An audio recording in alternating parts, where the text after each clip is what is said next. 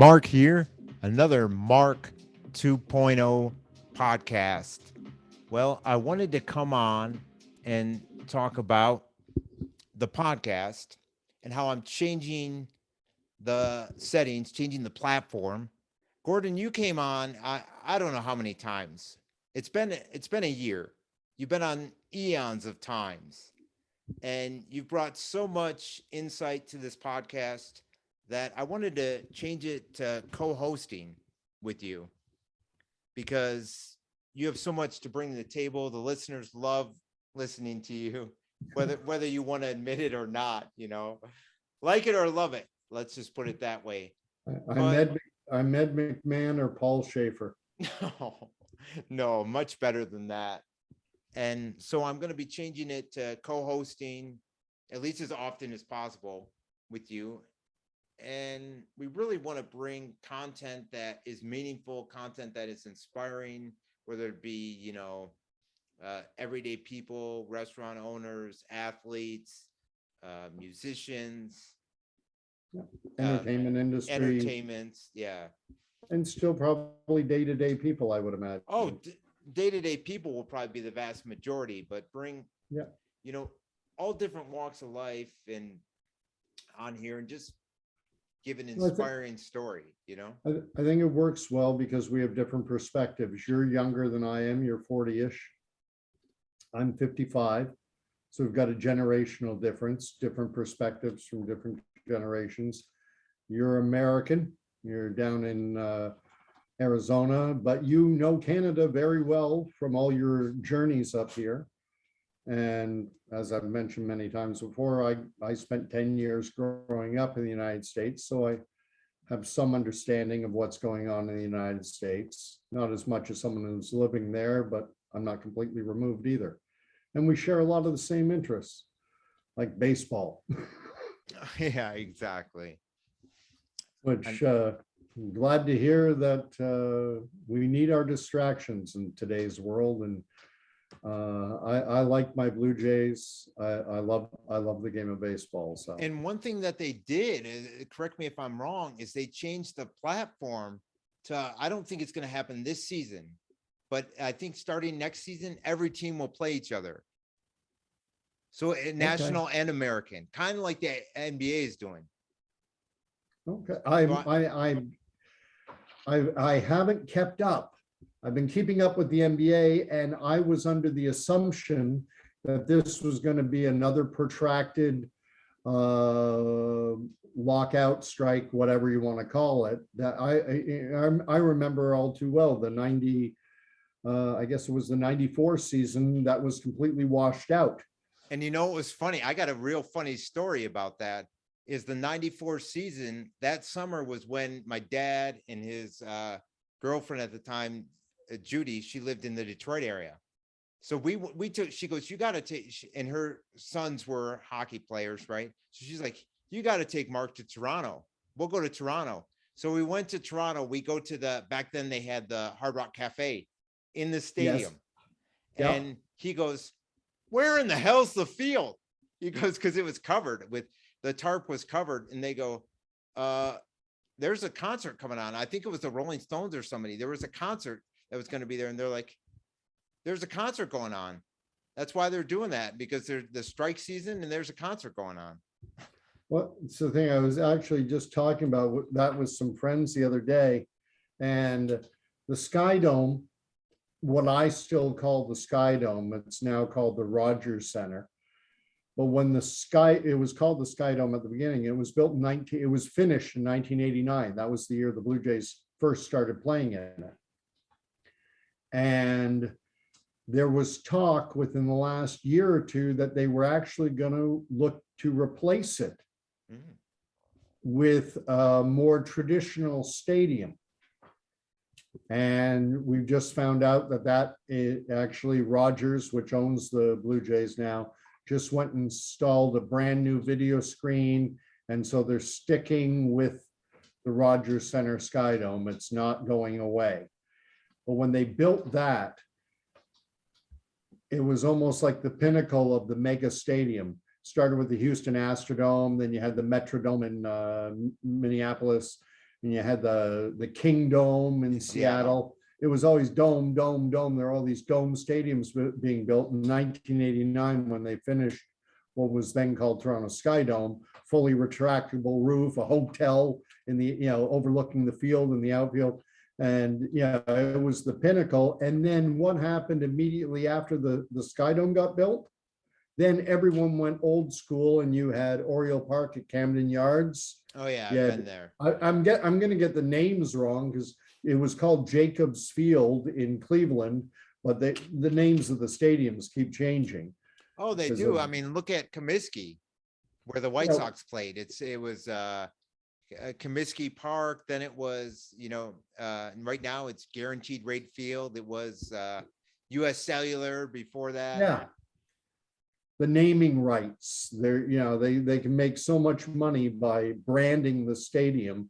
Same thing happened in Toronto. The Maple Leafs played from the 1930s forward in the Maple Leaf Gardens. And then I think it was in 1999 that they finally opened up what was then called the Air Canada Centre, which is Canada's biggest airline.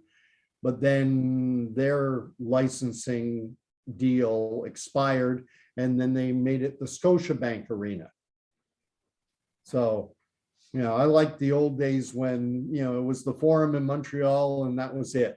And it was the Spectrum in Philadelphia and that was it. And it was Yankee Stadium and it never changed. If they ever sell the naming rights to Fenway Park, I think I might just have an aneurysm.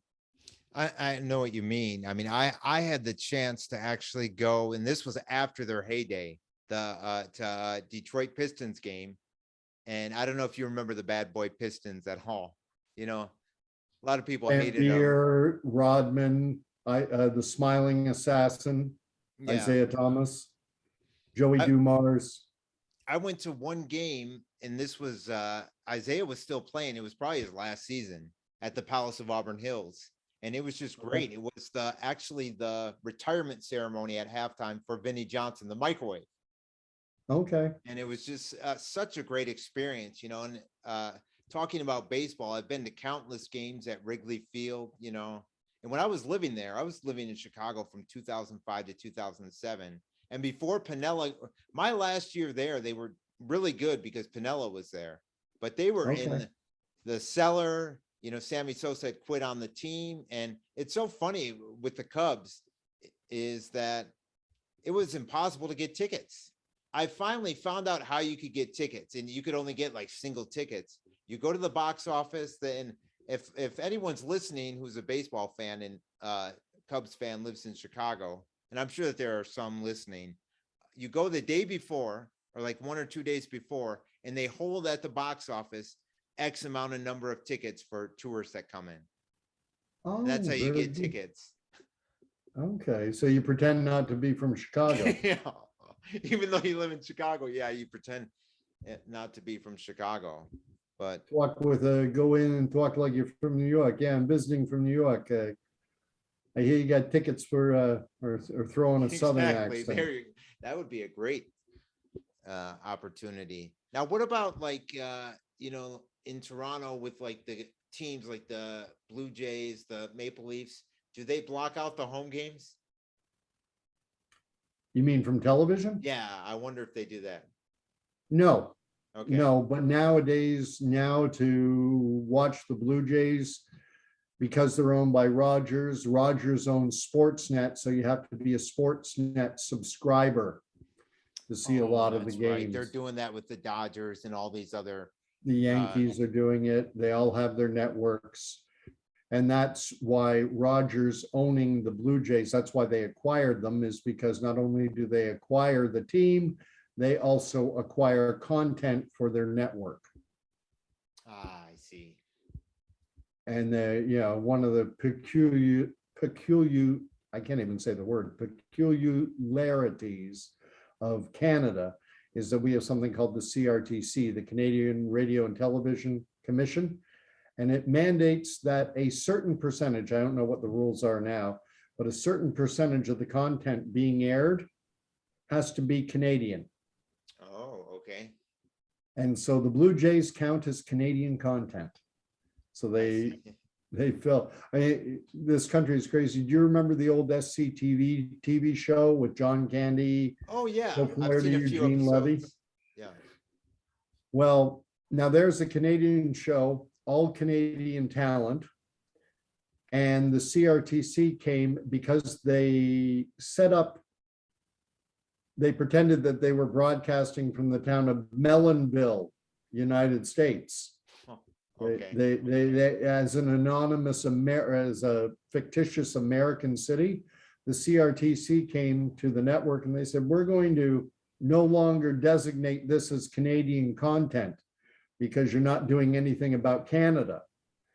And that led Rick Moranis and Dave Thomas to come up with their very well known for people of my age, The Great White North.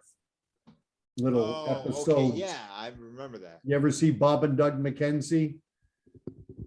Yeah, I've seen it before. It's been a while, but yeah, they all they did was they put up a map of Canada, wrote the words Great White North on it. Then they put out a bunch of cases of beer, put on parkas and toques, and put up a Coleman stove. And they'd sit there drinking beer. So like, what do you want to talk about now, eh? And being as stereotypical Canadian as you can be. And they said, there's a Canadian content, and the CRTC said, okay, you're good. oh, that's crazy. Yeah. Oh, wow. Well, anyways, you wanted to talk about what is going on in Ukraine with the war. So let's begin. Let's have you chime in on that. Well,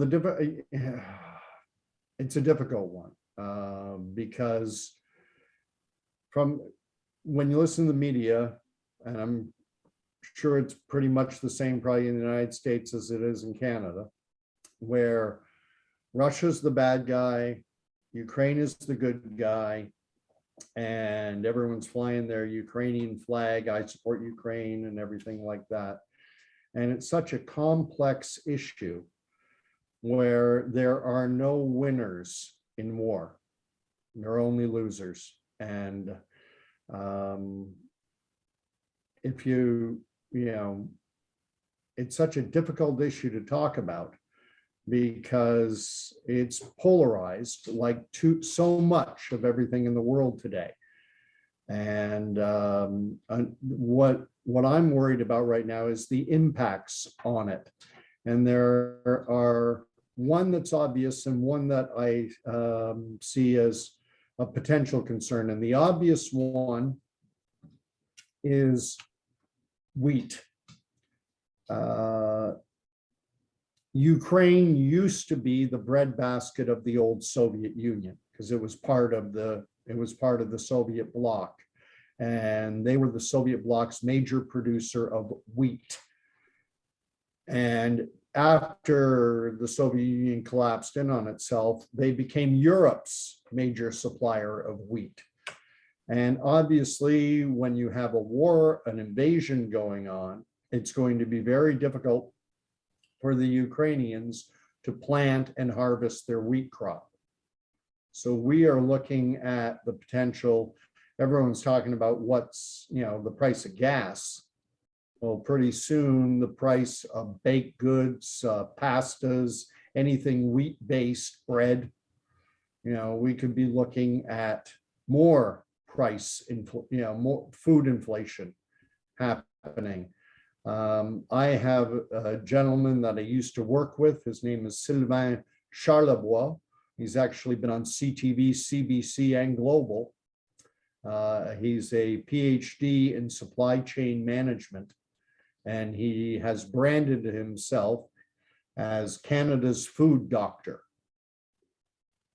And he's warning of severe shortages in wheat products because Ukraine is a major grain producer, one of the largest in the world.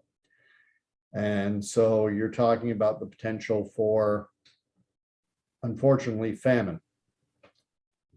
because as grains become scarce, they'll be gobbled up by the richest countries. And Canada, what we've done for ages is the Canadian government, we always read about Canada sending, $50 million in aid, 20 million in aid, 10 million in aid to different countries. A lot of times what they'll do is they go and they buy surplus wheat off the Canadian market and they send it to a third world nation. But they don't say that we're sending them wheat. We say we're sending them 10 million in aid. Oh, okay. And it's not $10 million. It's almost a subsidy program for Canadian wheat growers. They'll go and they'll buy large quantities of wheat and send that over to developing nations that lack Canada's food security. So there's the potential for famine here. The other thing that I'm worried about is disease. War and disease go hand in hand.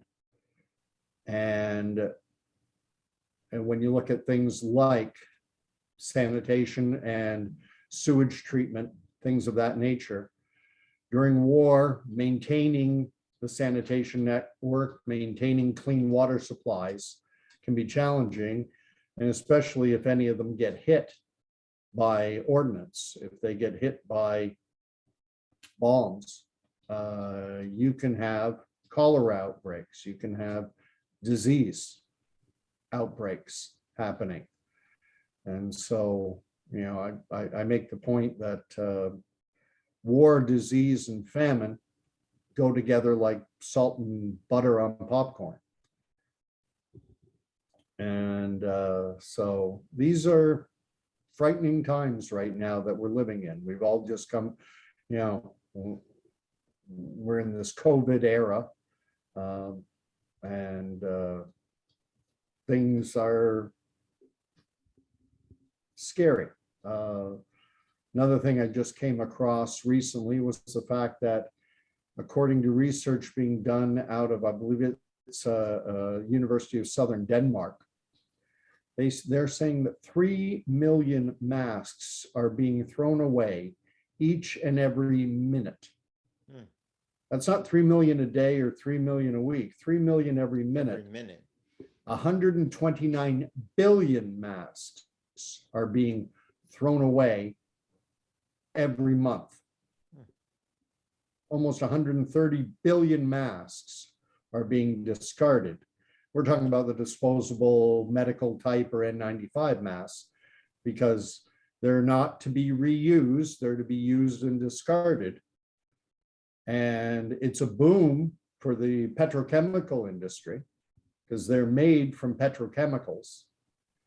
And so as mask mandates are ending, ours ends on Monday in Ontario, in my part of Canada. Most of the provinces in Canada now have removed the mask mandates. Ontario is one of the slowest.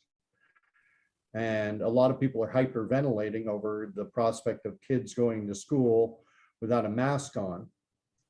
And well, what happened to the caring about the environment? That's a good point. It's a really good point. People hate the environmental lobby, for lack of a better word, the environmental camp.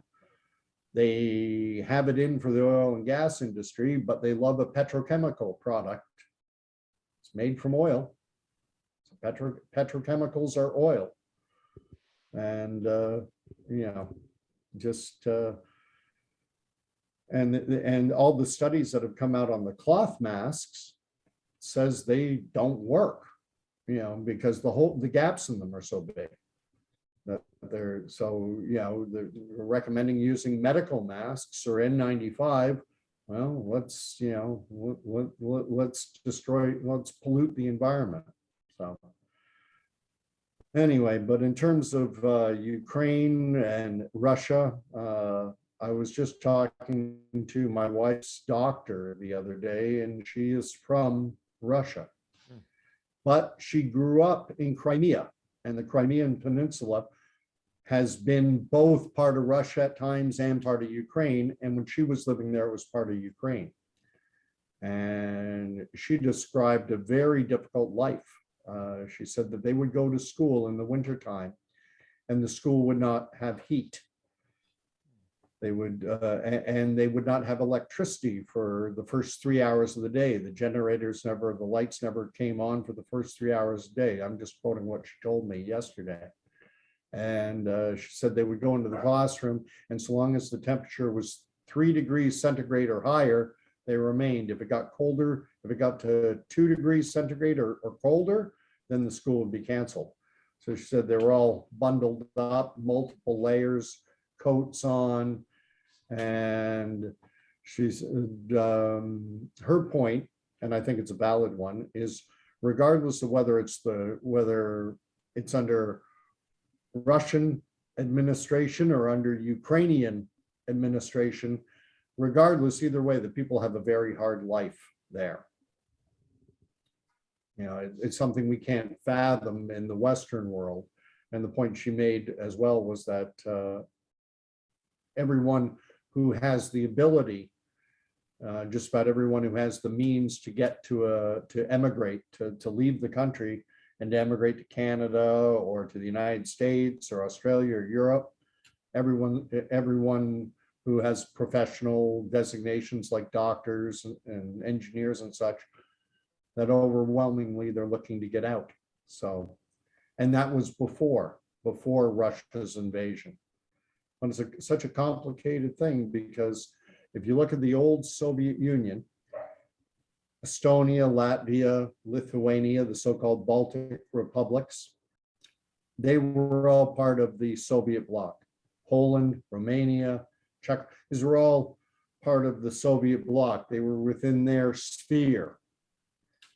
And now, since the implosion of the Soviet Union, one by one, those countries have all joined NATO.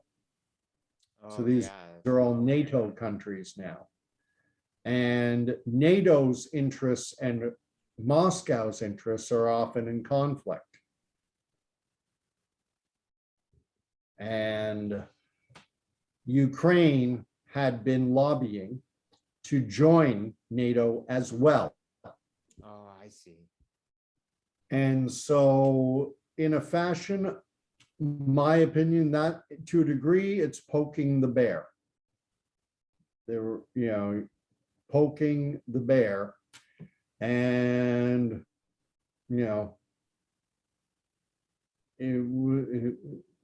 to expect Russia to just simply go, yeah, go ahead, join NATO.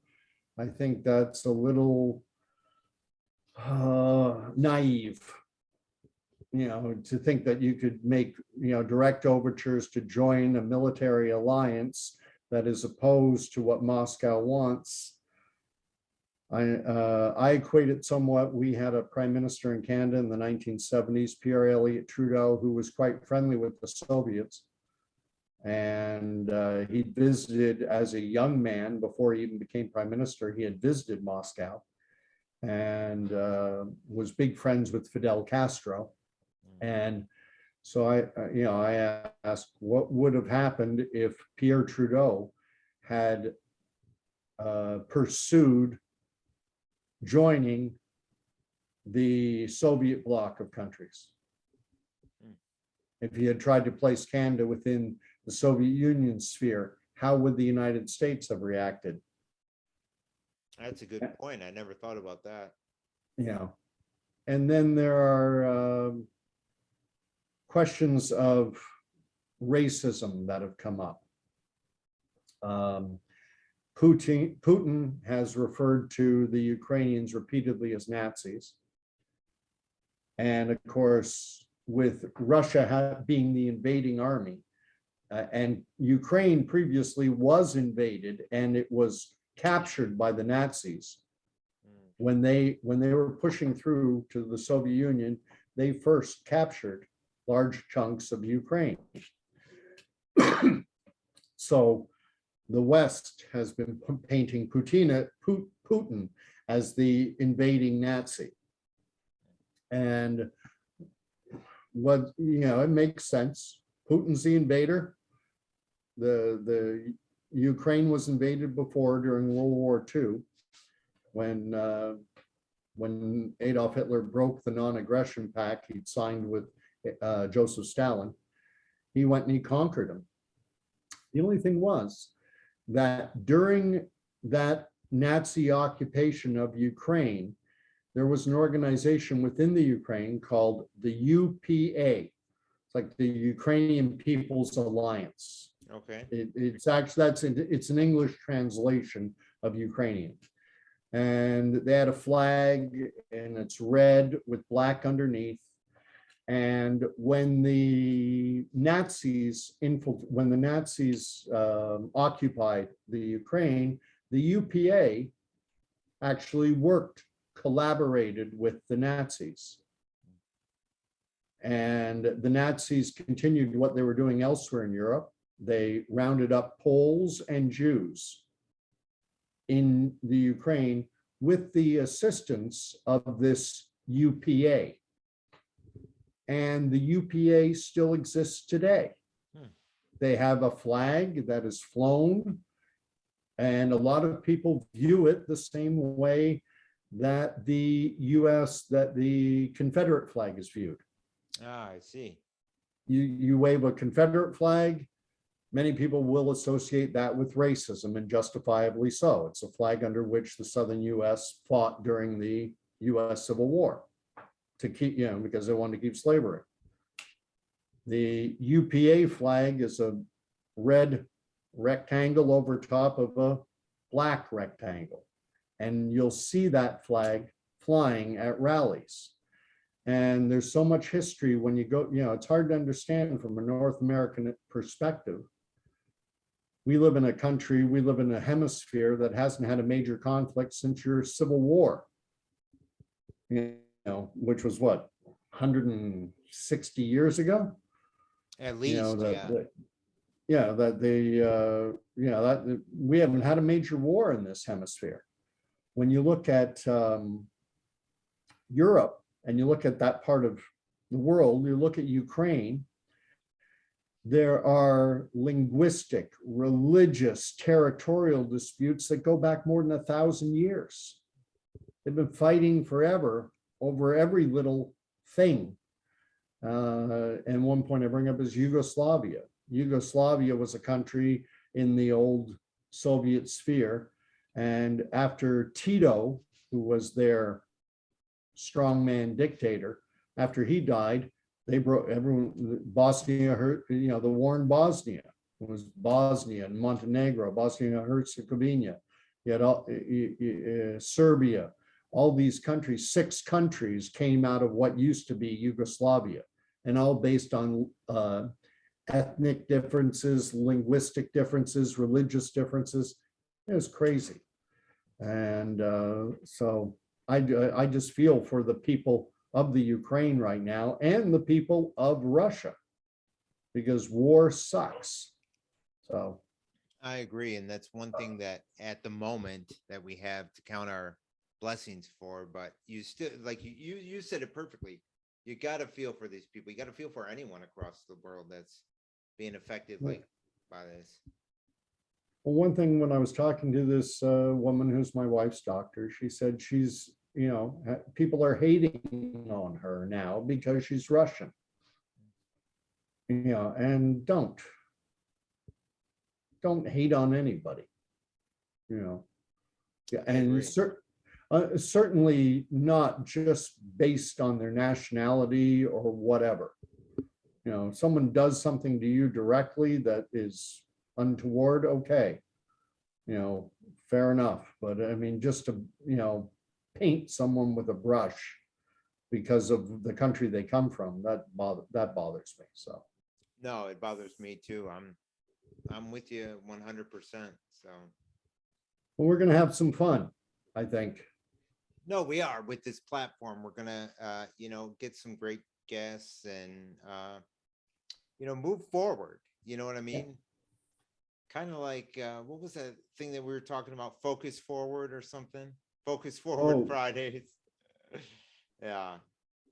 Solution Saturdays, Focus Forward Fridays. Yeah. Yeah. I mean, we had Solution Saturdays back in the past, and it served its purpose. It really did serve its time. But I tell you, I've seen some of the guests you've interviewed, John Schneider from Dukes of Hazzard, I mean, Theo Fleury, NHLer, Olympian, you've had Dr. Robert Malone, you've had some really big names on. and even like big names in local markets. Like Yes. I'm from West Michigan. I had this journalist, Miranda. She was on the news, and she was always focusing on kids and kids events, going out to kids events, which you're a parent, you get it. So she was famous. That's not even a real, I forget what her real name is, but her stage name is Miranda. Okay. And she is known for around West Michigan. And when she agreed to come on right away, she was thrilled. And there was another one too, Kim Carson, and she has a story, I mean, to tell, and we'll have to invite her back on also. She Right. does, she's out of Kalamazoo, Michigan. She does a station, and she does a podcast too. And she's interviewed Rob Schneider. She's interviewed a lot of these actors too. But she's just great because she originally got into broadcasting when women are not DJ, and this was young, like out of high school. She went down, I think she went down to Tennessee, and she became, on the radio there. But she was with this legendary guy, and it's funny because she was reunited with him at W Light in Grand Rapids, where I'm from. But she was originally with him in Detroit, and she would go down there to the studios when she was in high school and like chat with them. And this guy was iconic. He passed away. I'll have to send you his video on, because they have a tribute video on YouTube. And he'd do this thing at 5 p.m. called cartoons. And he'd be like, he'd have them come on, you'd come on, you'd request a song, like say Broken Wings by Mr. And he'd be like, great, what part of town? He had an iconic voice. He goes, what part of town do you live in? Bill Bailey. It was just unreal. The way that he died, I think in his 60s from cancer or something, but just getting these inspiring guests and all kinds of people. Iconic voice. See if we can get Sam Elliott. That there's a voice I love. Oh, that's right. And I actually worked with him a few times. Wow. I know. And I'm not bragging because I was a nothing. I was back of the, you know what I mean? But just so many experiences. And that's the thing. People who I get it all the time. I'm asking people, okay, here's a prime example. Shannon, that we've had on a couple times in the Tucson area.